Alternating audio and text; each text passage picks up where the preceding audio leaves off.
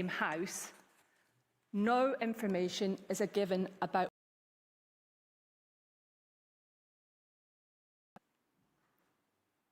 The Gambia also incorrectly attempts to argue that YA gives evidence that, quote, soldiers entered the village and shot at the Rohingya civilians who were trying to flee, unquote. What she is actually recorded as saying is that, quote, as villagers tried to run away, soldiers opened fire, unquote. She did not say that the soldiers shot at civilians who were trying to flee. To support its claim that this village was more than 90% destroyed by fire, the Gambia relies on satellite imagery dated 24 October 2017, which is almost 2 months after residents are said to have left the village. In the absence of any evidence about when or who burned the village, this image takes the Gambia nowhere. In sum, there is no evidence of any killing at this location, and the only evidence of sexual violence is a single incident of rape to which no evidential weight can be attached. The 24th location is Pong Da Pin. As with all the locations I have dealt with, Pong Da Pin and its surroundings were the scene of intense ARSA activity.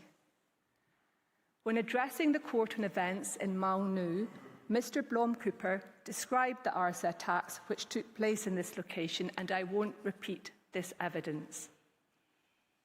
Only one allegation is made for this location. It comes from a single anonymous source that soldiers killed 40 people in this village on 26 August 2017, the date coming from Myanmar's own interrogation of the underlying evidence. Clearly, if true, the killing of 40 people is a significant incident, but it is not mentioned by any other person or source. The absence of any corroboration for this allegation gives rise to serious credibility and reliability concerns, such that no reliance can properly be placed on it. No other allegations arise for this location, and it's not mentioned by the Gambia in its reply at all. Location 25 is Chint Tamar. This is south of Maung Nu. Again, the ARSA attacks which took place in and around Maung Nu have already been described by Mr. Blom-Cooper this morning, and I won't repeat the evidence. For this location, the Gambia cites to a UN report which refers to an alleged rape of a woman and an assault upon her husband by the Myanmar Defence Services. Myanmar notes that the same UN report contains additional allegations of killings by gunfire and the rape of around 10 or 20 women in this village, albeit these attract no comment by the Gambia. For the reasons already discussed, little evidential weight can be given to accounts from this source. The Gambia's reply does not mention this location at all. The 26th location is Maung Nu Town, which is another village south of Maung Nu. Again, as Mr. Blom-Cooper has explained, this was in an area of ARSA terrorist activity, which attracted a counter-terrorism response.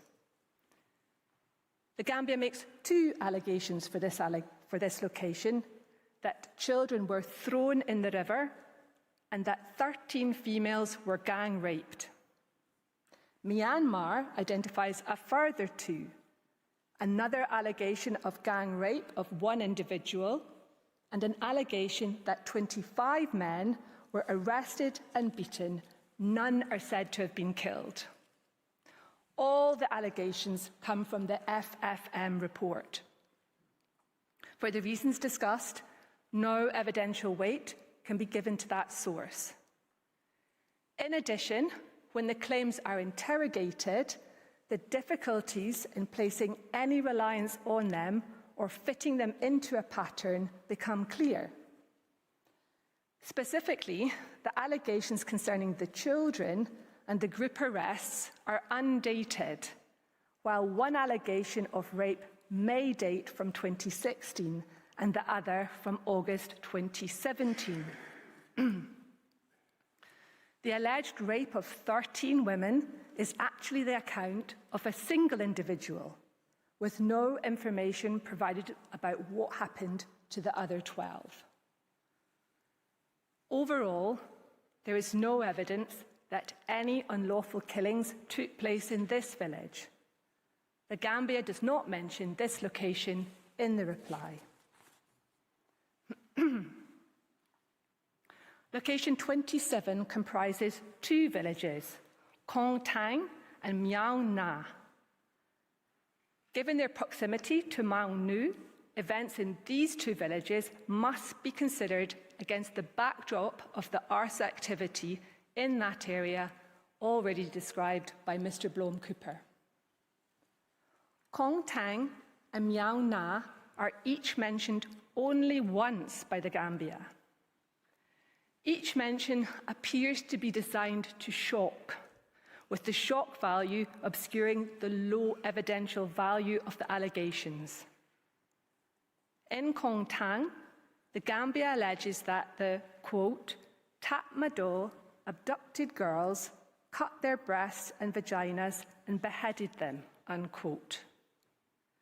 This allegation comes from an anonymous response to a questionnaire. Clearly, no evidential weight can be given to this uncorroborated snippet of purported evidence. Myanmar draws the court's attention to the only other mention of Tang, which relates to an anonymous hearsay account of rapes on unspecified dates and mistreatment in prison. No killing at any stage is alleged in this account. The single reference to Maung Nu is taken from the FFM report and relates to babies' bodies floating in the water. The unknown man describing the scene is said to come from Maung Nu, but it is not known where and when he made the observation, nor how the babies came to be in the water. In any event, and for the reasons already discussed, no evidential weight can be given to any of these anonymous, hearsay, untested accounts. This is another location not mentioned in the reply. Location 28 is Jin Ma Chang Tang. Events in this location in 2017 can only be understood when considered alongside events in neighbouring villages, including Tinganet, Nha Yant Chang, Kontong, and Sutong, all of which Mr. Blom-Cooper has already described. What events in these nearby locations show is that ARSA was highly active in this area. The single allegation advanced by the Gambia for this location concerns the killing of 3 women and a baby, including a mother in labour, which derives from the anonymous, untested hearsay summary of witness CK243. While the allegation is shocking, it also contains the plainly incorrect claim that, quote, almost the entire village died. The military killed everybody. There is no evidence to support this claim. LAW obtained 5 other accounts about events in this village. While witness CK0501 refers to the alleged killing of 2 women by soldiers, none of the other witnesses describe killings. Instead, they refer to male rapes in January 2017. The other accounts also refer to arrests and detention by the Myanmar Defence Services, a fact that runs counter to the contention of a genocidal intent. For the reasons already discussed, no evidential weight can be given to any of these anonymous, hearsay, untested accounts. This location is not mentioned in the Gambia's reply. Location 29 is Town Bazaar. As with Ma Chang Town, events in this village in 2017 can only be understood when considered alongside events including ARSA activity in the neighbouring villages. In its memorial, the Gambia relies on two witnesses for this location. The claimed former soldier Maung Nu, purportedly of the 565 Light Infantry Regiment, and Legal Action Worldwide witness number 14. Given these sources, no evidential weight can be given to their evidence. The serious problems with Maung Nu have already been discussed by Dr. Staker, not least that his claim that the number 565 Light Infantry Regiment was deployed in Town Bazaar between 25 August and 29 October 2017 is clearly untrue, a fact corroborated by other sources. It is against this background that his allegation that Battalion 565 shot people, burned the whole village, and that the two senior commanders raped 3 to 4 women and afterwards ordered the troops to rape these women too have to be considered. Similarly, the serious problems affecting statements produced by Legal Action Worldwide, including witness number 14's statement, have also been discussed by Dr. Staker. Witness number 14's identification of Maung Nu as participating in the, quote, clearance operations is highly questionable, as no one, including this court, knows what video footage he was shown. The solitary reference to this allegation at its highest, it relates to events unconnected to the counter-terrorism operations. It therefore cannot form part of any alleged consistent pattern of conduct during those operations.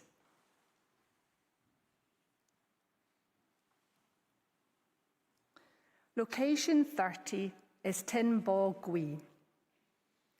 This location lies between Chok Pandu, location 4, and Indin, location 6. The evidence shows this. In 2017, there were accounts of an ARSA group staying in the jungle to the east of the village. Members of the group were armed and wore uniforms. On 25 August 2017, ARSA attacked both border guard police posts in Tinbu and in the nearby village of Tinwinchao. The outpost in Tinbu was attacked by about 250 armed ARSA terrorists. The Gambia's evidence for this location is confused. The one allegation made in the memorial of the rape of a woman and the killing of her husband appears to have occurred in Chint Tamar. Regardless of location, no reliance can be placed on it because it is at core an anonymous, hearsay, summarised account written in the third person about an undated incident. In the reply, the Gambia mistakenly attributes 2 allegations of rape to Indin. The allegations actually relate to Tinbu, this location. Both rape allegations come from 2 Legal Action Worldwide witnesses. For the reasons already discussed by Dr. Staker, no evidential weight can be placed on these sources of evidence. The only other allegation that is made in the reply for this location is that it was completely destroyed. No evidence is provided about when this destruction is said to have occurred or who was responsible. In summary, there is no evidence of any killings at this location and no evidence to support a conclusion of pervasive sexual violence in this locality during the counter-terrorism operations. Location 30 is Pake. This village is located near Chint Tamar. Mr. Blom-Cooper has already dealt with ARSA activity in and around Chint Tamar. I will not repeat it, particularly because it may not be relevant for the reasons I'm about to explain. The Gambia's presentation of the evidence for this location is misleading, as it leaves the impression that an incident took place in this village. However, the source of the allegation that women were mistreated and killed at a school comes from a male from Pake. The anonymous hearsay account does not identify the date, time, or even the location of the alleged criminality. Without this information, it's meaningless. The reality is that the Gambia does not show any criminal act of any type that it occurred at any time in Pake. This location, therefore, does not form part of any alleged pattern. Unsurprisingly, it's not mentioned in the reply. Location 32 is Godu, Taya. The evidence shows this. On 26 August 2017, at about 6 p.m. Le 26 août 2017, vers 18h, environ 200 terroristes et collaborateurs. The confusion of translation.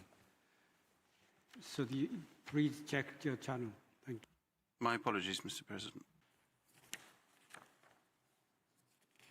Continue.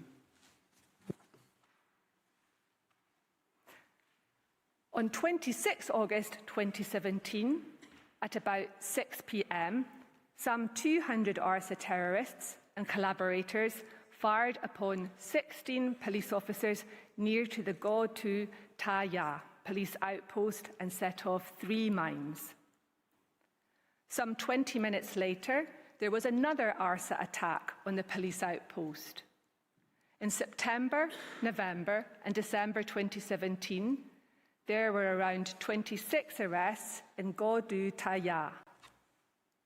2 allegations derived from the FFM are made by the Gambia for this location. For the reasons already discussed, no evidential weight can be given to this source. Even setting aside those deficiencies, no reliance can be placed on the allegations. The first allegation is an anonymous hearsay account of a 12-year-old boy who claims to have found, on a date unknown, the burnt bodies of family members, and to have seen the bodies of other people who had been, quote, shot, stabbed, and burned. The excerpt proceeds without any context. Taken at face value, even if true, the account simply shows that the witness found bodies. No evidence is provided by either this witness or any other source about what happened in the village. The second allegation is that Myanmar conducted, quote, massive terrain clearance, including in Godu Taya. However, the satellite imagery analysis referred to by the FFM is not made available to Myanmar or the court. The satellite imagery from January and February 2018, published by the FFM, is meaningless when provided in a vacuum. No evidence is provided about when the structures were destroyed, when they were rebuilt, what the newly rebuilt structures are, who rebuilt them, and for what purpose. These questions are important. Burning was perpetrated by Bengali on the orders of ARSA's leader, a fact which the Gambia doesn't dispute. No allegations of sexual violence are made for this location. The 33rd location is Labadang. This location is not included on any map, as while the allegation made by the Gambia refers to this location being in Buthidaung, the only location presently known by this name is in Maung Nu. The one allegation made for this location by the Gambia emanates from a health survey. In the memorial, the Gambia states that, quote, a witness from Labadang in Buthidaung Township saw the military take the men aside and kill them all, unquote. Scrutiny of the underlying evidence provides no further assistance, not even when this is said to have happened. What it does make clear, though, is that the identification of the perpetrators as, quote, the military, unquote, comes from the Gambia. In the extract of the witness's evidence included in the report, the witness simply refers to the perpetrators as they. No allegations of sexual violence are made for this location. No mention is made of this location by the Gambia in its reply. Location 34 is at Hang Cha Mi Gulang.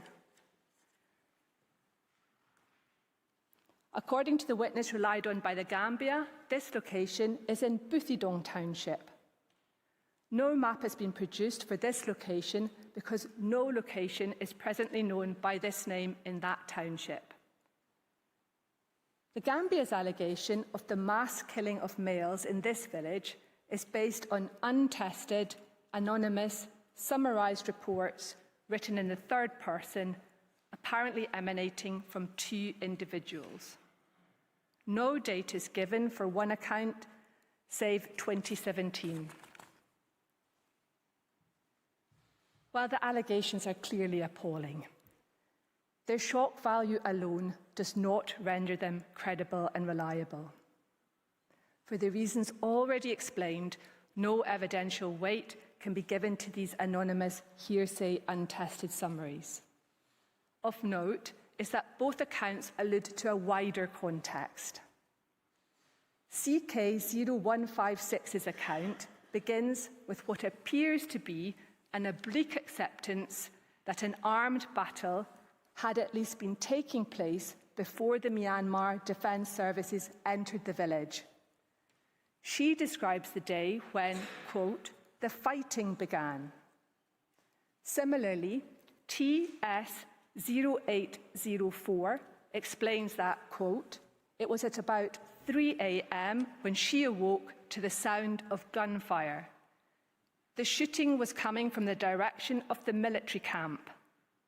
Both accounts therefore indicate that events in the village cannot simply be considered as the unilateral use of force by the Myanmar Defence Services. The 35th location is Con Ti Pien. The evidence shows this. According to a mullah from this location, quote, on the night of the 25th, the violence started. He explains that the Myanmar Defence Services response was to detain 50 women and children at a local camp. They were all later released unharmed. The attack on the military by the locals is corroborated by another self-identified, quote, Rohingya witness from near Con Ti Pien. Arrests were made in the village on 25 August and a few days later.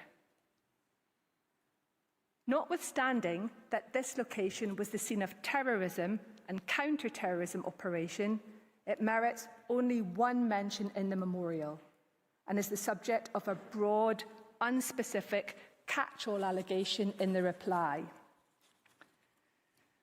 The one mention in the memorial concerns the account of an anonymous individual that soldiers allegedly mutilated and killed one man with knives after shooting her son. For the reasons already explained, no evidential weight can be given to these anonymous, hearsay, untested accounts taken from NGO reports. The only mention in the reply is that during, quote, verified additional clearance operations, various locations, including Chint Tamar, saw serious human rights violations against Rohingya, unquote. This allegation emanates from the FFM report and thus suffers from the same evidential difficulties and deficiencies already described by Dr. Staker. In addition, no information is provided about what human rights violations are alleged to have occurred or who perpetrated them. Without more information, this statement could simply encompass allegations already stated elsewhere. No allegations of sexual violence are made for this location. The 36th location is Tan Mantar. The evidence shows this. Tan Mantar was an area with a strong ARSA presence. Uniformed men with petrol bombs identified as Al-Yaqin were seen in the area on 25 August and tried to kill those who sought to dissuade their members. Al-Yaqin engaged in forcible recruitment, threatening to decapitate those who refused to join, decapitation being an apparent hallmark of ARSA retribution, as I've already mentioned. Violent confrontations between ARSA and the security forces took place in this area and its surroundings in August 2017. The court has already heard about the violence in Chint Tamar, Kamaunsek and Minji. In Tan Mantar, on 25 August, the local police outpost was attacked by terrorists, leaving one person dead. The following day, 100 ARSA terrorists attacked officers affiliated to the Tan Mantar police post with improvised bombs. A similar picture emerges in neighbouring Titona village. Al-Yaqin was present in this village and instigated violence by bombing and killing local villagers. Against this background is a single allegation that 3 charred bodies were found in this village. The allegation emanates from the FFM report. For the reasons already discussed, no evidential weight can be given to this source. In addition, the account reveals nothing about the circumstances in which the 3 people died, including the date or the identities of the perpetrators. The evidence certainly does not establish that the deaths were caused by the Myanmar Defence Services. The Gambia does not explain how this allegation, even if proven, could possibly constitute evidence of a consistent pattern of conduct. As with the previous location of Chint Tamar, Tan Mantar is mentioned in the reply as being the scene of serious human rights violations against Bengali during so-called verified additional clearance operations. This sweeping allegation completely lacks specificity and thus cannot be relied on for the problems I've already mentioned. This location also does not feature any allegations of sexual violence. The 37th location is Do'o Tel Ma in Boothidong Township. Events in this location in 2017 require to be considered in the context of ARSA's activities in the surrounding area, including in Chut Pien, mentioned by Mr. Blom-Cooper already. The Gambia alleges that soldiers, quote, kicked to death the very elderly and frail mother of a witness in this village. Clearly, this allegation is reprehensible. But when the underlying summary from which it originates is checked, it is shown to be a misrepresentation. Now, setting aside the fundamental problems with relying on this type of evidence for a moment, the assault appears to have been a single kick, causing the victim to fall backwards. The victim was then observed to be, quote, sore from being kicked, but otherwise, quote, still alive. About 2 hours later, the woman died, with the witness noting that she, quote, didn't know how she died, but can only assume that it was as a result of being kicked, unquote. Now, while an inference can be drawn about, or may be drawn about causation, in the absence of further evidence, it cannot be said that the alleged assault caused the old woman's death. It certainly cannot be said the elderly lady was, quote, kicked to death, unquote. It also cannot be fairly and reasonably said that a single kick, if proven, forms part of a pattern of genocidal violence. No allegation of sexual violence is made for this location. No mention of this location is made in the Gambia's reply.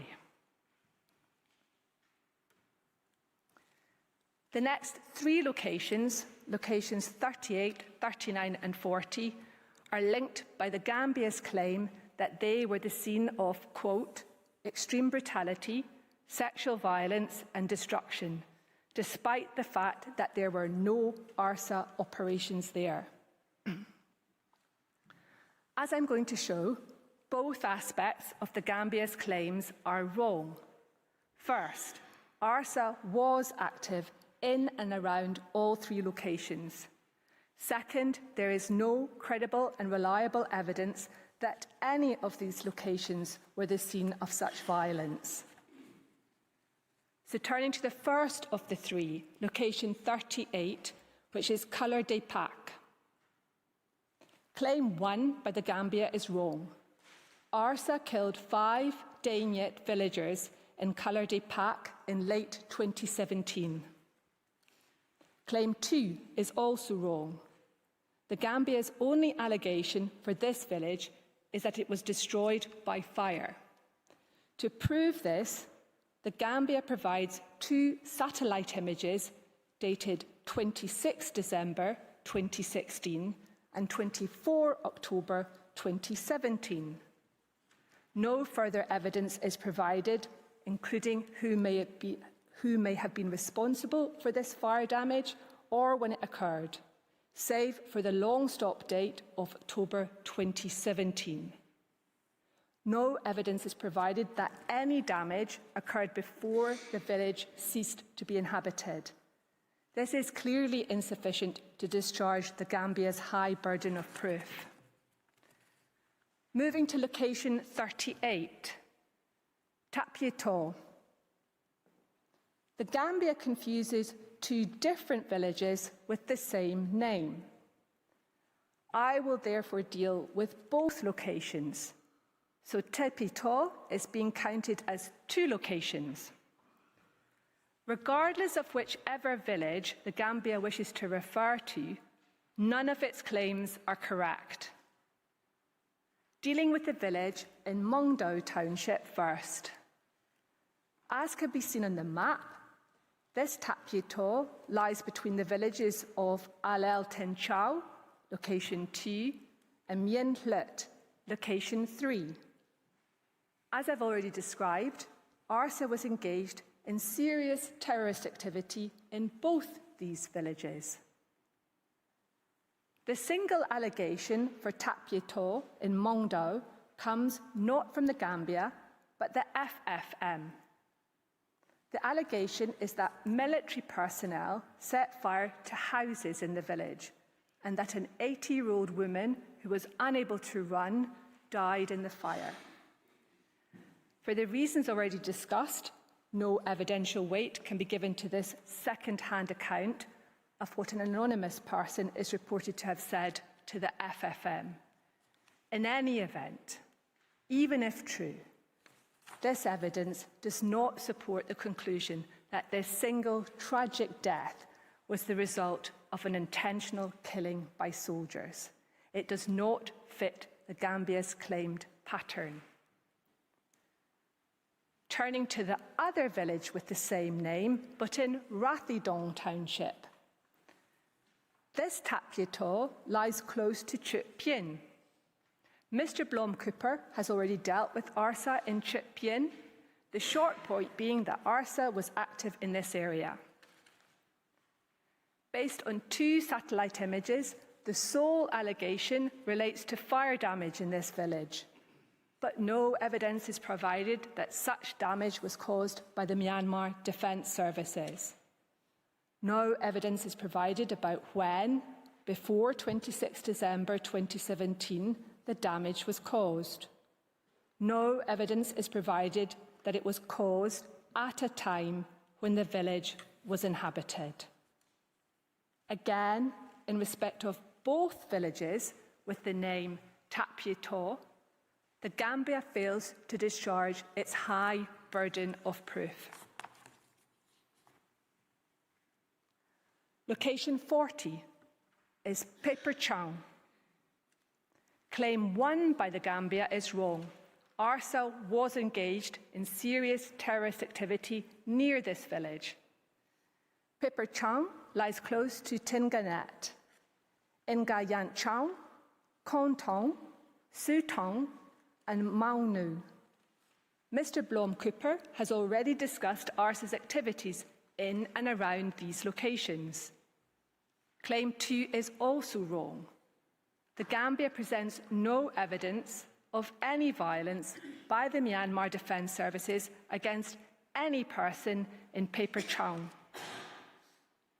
Based on the inclusion of 2 satellite images in the reply, the Gambia's sole allegation relates to fire damage in this village. All that can reasonably be taken from these images is that this village appears to have been damaged by fire at some point between 16 January 2017 and 20 December 2017. There is no evidence the damage was caused by the Myanmar Defence Services, or that such damage was caused at a time when the village was inhabited. Again, the Gambia fails to discharge its high burden of proof. The final location is Nga Yant Chang in Buthidaung. As Mr. Blom-Cooper has already mentioned, on 25 August 2017, the Border Guard police post in Nga Yant Chang village tract was attacked by ARSA. In oral submissions, the Gambia alleges that this location was the scene of rapes combined with the killing of children and where sexual violence was perpetrated in public. These allegations emanate from the FFM and so lack evidential weight for the reasons already given. Mr. President, members of the Court, I conclude with the following 3 points. First, while the crux of the Gambia's case is that the Myanmar Defence Services conducted operations in hundreds of Bengali villages across Rakhine State pursuant to the same consistent pattern of conduct, the Gambia at most mentions a total of 46 locations in support of its claim. Secondly, Myanmar's careful analysis of all these locations shows that there is no consistent pattern of conduct. Specifically, the analysis of the 42 locations just undertaken demonstrates 1. No allegations of any form of sexual violence in 17 locations. That's almost half. 2. No killings in 12 locations, a quarter. 3. 11 locations only concern events in 2016. 4. A single allegation involving a single victim is made for 3 locations. 5. No allegation of any criminality is made for 1 location. The third point, in conclusion, is that the arrival of Myanmar's defence forces at the locations just described in 2016 and 2017 was not, quote, an amazing coincidence, as the Gambia put it last week. nor is it Myanmar's position that it, quote, accidentally attacked 76 different sites at the same time. Such statements by the Gambia are not serious. Rather, Myanmar's location-by-location analysis shows that if there was any pattern of conduct, it was of responsive, targeted and time-limited action by security forces against violence by ARSA. Mr. President, members of the court, that concludes my presentation. I thank you for your kind attention and for your patience. May I now invite you to call on Dr. Staker, who will address the subject matter of Chapter 10 of Myanmar's written pleadings, namely alleged discriminatory laws and policies, unless, Mr. President, you might think it was an opportune moment for the coffee break. I thank Mrs. Lowry for her presentation. Indeed, before I give the floor to the next speaker, the court will observe a break of 15 minutes. The sitting is suspended.